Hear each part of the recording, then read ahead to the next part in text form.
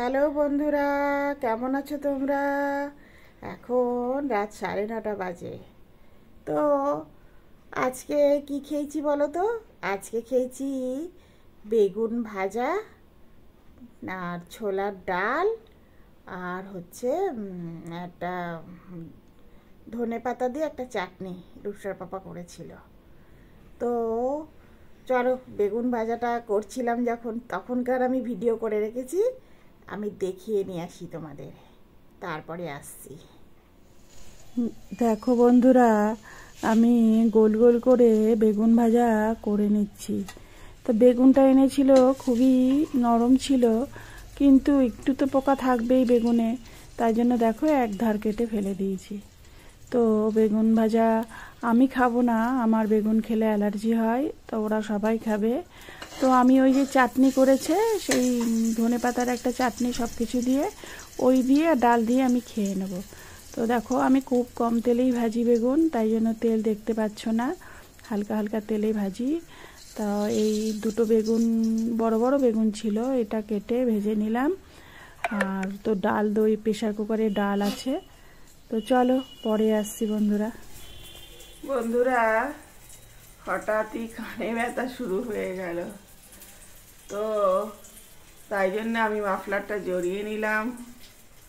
আর এখন বেগুন ভাজা করছি, আর ছোলার ডাল, বেগুন ভাজা, আর ধনে পাতার একটা চাটনি করেছি। এই দিয়ে আজকে খাবো। পরপর কয়েকদিন মাংস খেয়েছি, তারপরে খিচুড়ি একদিন খেলাম, আজকে এটা খাই। আবার কালকে কি খাবো, কাশি হচ্ছে, কালকে কি খাবো তখন দেখাবো তোমাকে। আজকেরটা আজকেই দেখাচ্ছি। তো যাই হোক, স্নান করতেই হবে, ঠান্ডা খুব লাগছে।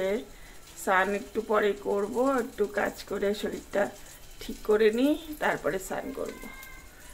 তো তখন স্নান না করলে পুজো দিতে পারবো না। তো যাই হোক, তোমরা সাথে থেকো। তো বন্ধুরা, তোমরা তো দেখলে আজকে কি কি রান্না হচ্ছে। তো খাওয়া দাওয়ার সময় তো আমরা দেখাই না, তখন খুব ব্যস্ত থাকি, খেতে ব্যস্ত, তখন ক্যামেরা করব। রূপসার বাবা তখন বলবে, না ক্যামেরা করো না, কী করে খাচ্ছি না খাচ্ছি ওগুলো দেখানোর দরকার নেই। আর তখন খিদায় পেট জ্বলে সবার, কারণ আমরা খুব সকাল সকাল ব্রেকফাস্ট করে ফেলি। তারপরে খাওয়া দাওয়া তো আমাদের 11টা, 11:30, 12টার মধ্যে, মানে দেরি হলে 12টা। তা 11টা থেকে 11:30টার মধ্যে আমাদের খাওয়া দাওয়া হয়ে যায়, মানে লাঞ্চ হয়ে যায় দুপুরে। আচ্ছা, লাঞ্চ তো দুপুরেই হয়।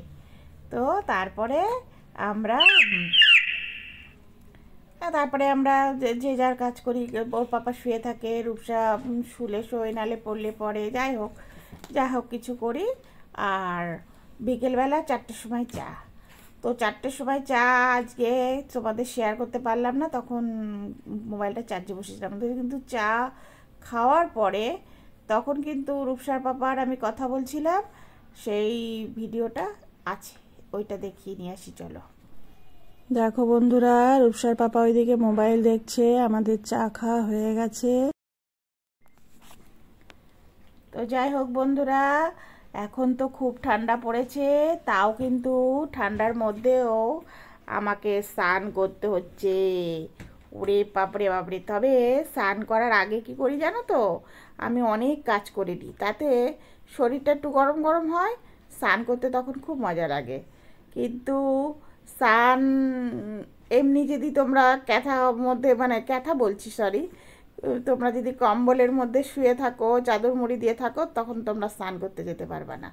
আমার যে টেকনিকটা, আমি স্নান করার আগে অনেক কাজ করি, জোর জোর করেই করি, ঠান্ডা লাগলেও করি, তারপরে গিয়ে স্নান করি, তখন আমার ঠান্ডাটা একটু কম লাগে। তবে পুজো করতে গেলে প্রতিদিন স্নান করতেই হবে।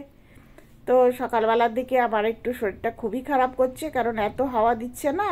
আর আমাদের রূপসার বাবা বলে যে প্রতিদিন স্নান করা, পুজো দেওয়া, তারপরে রান্না করা, এগুলো আমাদের করতেই হবে। অনেকে বাসি খাবার ফ্রিজে রেখে দেয়, গরম করে খায়, আমাদের ওসব চলবে না, রূপসার বাবা খাবেই না। ওই সেই যে আমি একটা চচ্চড়ি করেছিলাম ওটা রেখেছিলাম, ওটাই তাই খাচ্ছিল না। তো যাই হোক গরম টরম করে তা খেলো, কিন্তু বললো না এরকম বাসি পচা আমরা খাবো না, আমরা করলে নিজেরাই করে খাবো।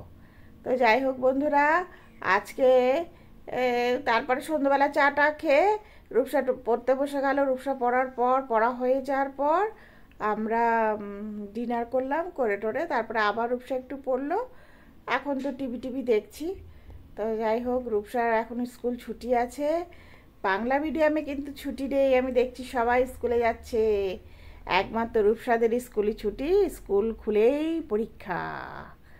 তো ভয়ের কিছু নেই, পড়াশোনা থাকলে তো পরীক্ষা তো দিতেই হবে। আর তাহলে এই ভিডিওটা আজকে আর বাড়াবো না বন্ধুরা, তোমরা আমার ভিডিও দেখো, আর যারা সাবস্ক্রাইব করোনি তারা প্লিজ প্লিজ সাবস্ক্রাইব করো, আর যাদের এই ভিডিওটা ভালো লাগবে তারা একটা লাইক দিও। তাহলে আসি বন্ধুরা, গুড নাইট, বাই। রূপসা আয়, রূপসা এখানেই আছে, রূপসা একটা কি করছে।